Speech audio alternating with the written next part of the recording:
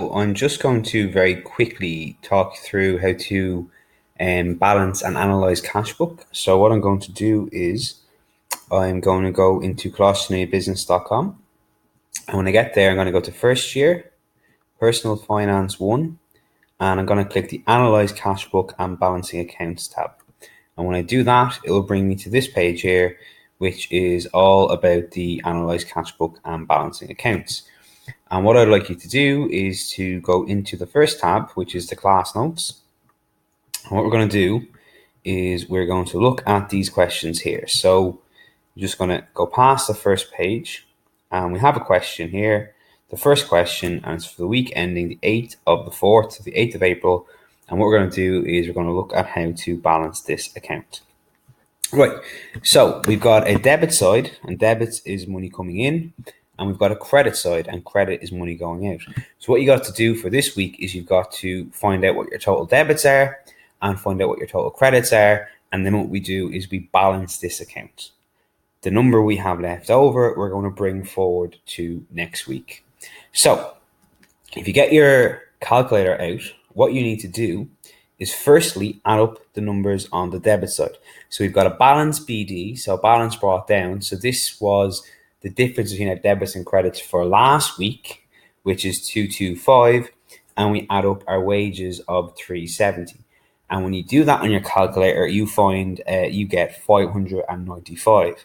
So the debit side, the number is 595. Now, on the credit side, you do the same. So I haven't written anything in yet. Just on the credit side, I'm going to do the same. So I'm going to add up 95 plus 110 and 100. And I get the answer of 305. So the question you've got to ask yourself is, which number is bigger? Is it our debit number of 595, or is it our credit number of 305? And quite clearly, the debit number of 595 is bigger. So what we do is we say that number, the bigger number, takes over. So what you do is you write in 595 here, and you write in 595 here. So the bigger number has now taken over on both sides. Now, the problem is that our credit numbers did not equal 595. They equaled 305. We have shown already that the bigger number takes over. However, we know, as I have just said, that we did not spend the money going out the credit side, €595.